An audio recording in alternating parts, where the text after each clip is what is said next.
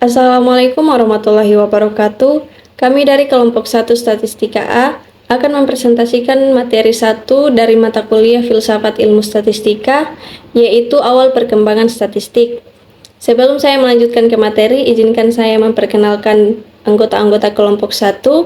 Yang pertama saya sendiri Mutiara Jailani, yang kedua Nisrina Krotul Ain, yang ketiga Nadia Jafar, dan yang terakhir Tiara Primadiastuti Panwao. Baik, langsung saja ke materi yang pertama yang akan dibawakan oleh rekan saya Nadia Jafar. Baik, langsung saja masuk pada materi sejarah dan perkembangan statistik. Gottfried 1749 menggunakan statistik dalam bahasa Jerman untuk pertama kalinya sebagai nama bagi kegiatan analisis data kenegaraan, dengan mengartikannya sebagai ilmu tentang negara atau state. Pada awal abad ke-19 telah terjadi pergeseran arti menjadi ilmu mengenai pengumpulan dan klarifikasi data. Sir John memperkenalkan nama statistik dan pengertian ini ke dalam bahasa Inggris. Jadi, statistik secara prinsip mula-mula hanya mengurus data yang dipakai lembaga-lembaga administrasi dan pemerintahan. Pengumpulan data terus berlanjut, khususnya melalui sensus yang dilakukan secara teratur untuk memberi informasi kependudukan yang berubah setiap saat. Pada abad ke-19 dan awal abad ke-20, statistika mulai banyak menggunakan bidang-bidang dalam matematika, terutama probabilitas. Cabang statistika yang pada saat ini sangat luas digunakan untuk mendukung metode ilmiah adalah statistika inferensi, dikembangkan pada paruh kedua abad ke-19 dan awal abad ke-20 oleh Ronald Fisher dengan peletak dasar statistika inferensi, Carl Pearson dengan metode regresi linier, dan William dengan meneliti problem sampel berukuran kecil. Penggunaan statistik dalam masa sekarang dapat dikatakan telah menyentuh semua bidang ilmu pengetahuan, mulai dari astronomi hingga linguistika, bidang-bidang ekonomi, biologi dan cabang-cabang terapannya, serta psikologi banyak dipengaruhi oleh statistik dan metodologinya.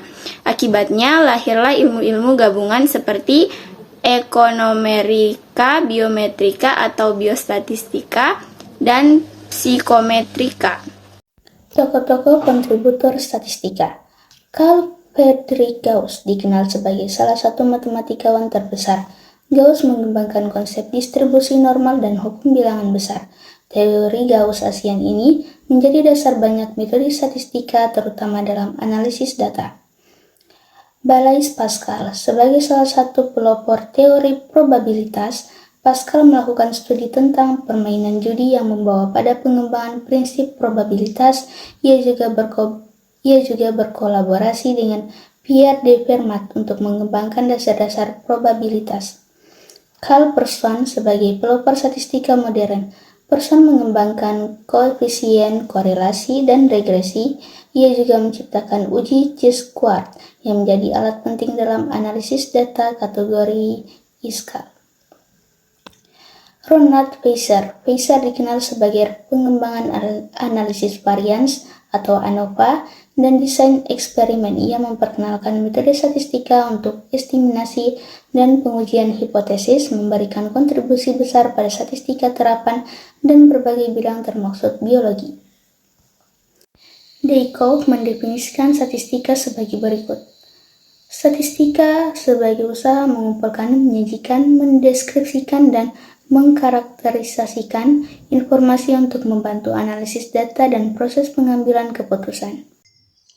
Statistik terbagi menjadi dua. Yang pertama, statistik deskriptif. Statistik deskriptif adalah bagian statistik yang berusaha menjelaskan bagaimana data dikumpulkan dan ringkas lalu dipresentasikan. Berbagai gambaran karakteristik data yang berasal dari suatu populasi atau sampel biasanya disajikan dalam bentuk distribusi frekuensi, sentral tendensi, dispersi, dan grafik.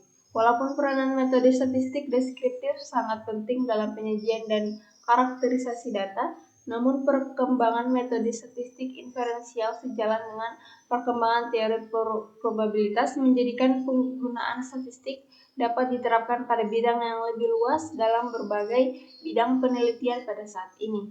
Yang kedua ada statistik inferensial, yaitu bagian statistik yang bertujuan menganalisis data, kemudian menginterpretasikan atau membuat kesimpulan hasil analisis tersebut.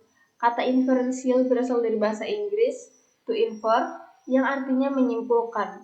Misalkan keadaan cuaca hari berawan dan matahari tertutup awan, maka dapat disimpulkan bahwa akan segera turun hujan. Jadi kesimpulan dibuat berdasarkan fakta atau data yang ada. Statistik inferensial mengambil peran yang lebih banyak dan penting dibanding statistik deskriptif. Statistik inferensial terbagi menjadi dua, yaitu statistik parametrik dan statistik non-parametrik. Statistik parametrik digunakan untuk data sampel yang berdistribusi normal. Oleh karenanya, untuk menggunakan statistik parametrik, terlebih dahulu harus dilakukan uji normalitas sebaran data. Jika distribusi data bersifat normal, maka analisis dapat menggunakan statistik parametrik. Jika sebaran data tidak terdistribusi secara normal, maka dapat dilakukan statistik non-parametrik. Statistik non-parametrik sendiri digunakan pada kondisi-kondisi penelitian tertentu saja, seperti data tidak terdistribusi secara normal dan jumlah sampel kecil dari 30. Statistik non-parametrik sifatnya terlalu sederhana, sehingga kadang hasilnya dapat diragukan. Pengujian yang dapat dilakukan pada statistik non-parametrik diantaranya side-test dan U-test, dan lain-lain. Baiklah, itu presentasi dari kelompok kami tentang materi awal perkembangan statistik. Kurang lebihnya mohon maaf. Wassalamualaikum warahmatullahi wabarakatuh.